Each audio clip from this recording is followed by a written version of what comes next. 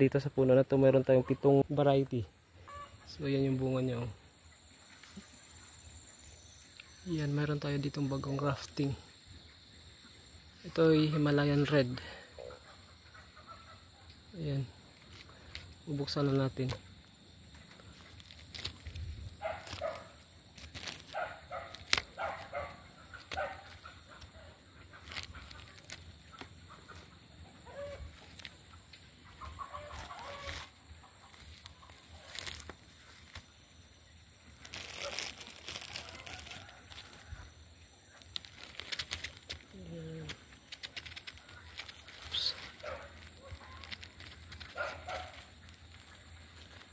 Ayan,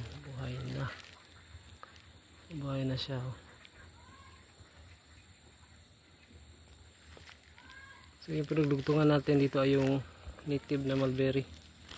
Ito yung puno natin na iba't iba yung bunga, iba't ibang variety. May 7 variety na ito sa isang puno.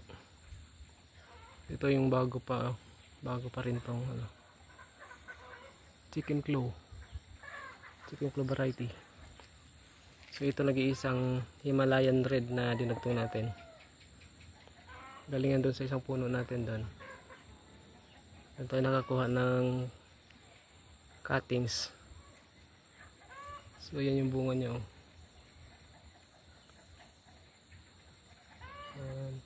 Haba ng bunga. Ito pa yung bago nating mga grafting na didugtong natin dito sa native na puno. So bali sa puno na to ay meron tayong 7 variety na. Ayan, 7 variety na to sa isang puno.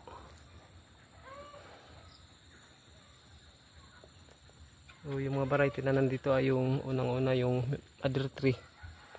Ito yung native. Tapos yung Illinois variety. Tapos yung chicken claw,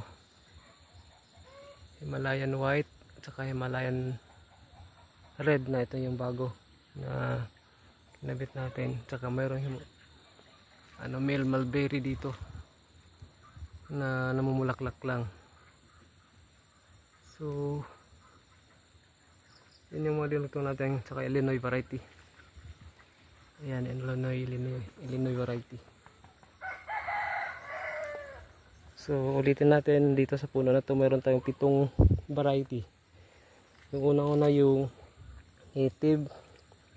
Tapos yan yung native. Ito yung mother tree natin. Tapos chicken claw,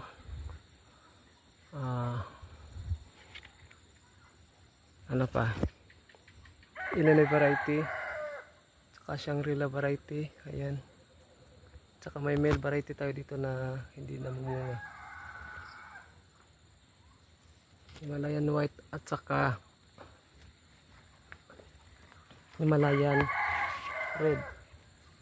Ito, sana magtuloy-tuloy na to, pang 7. Ayan. So yan lang po muna. Bye bye, thank you.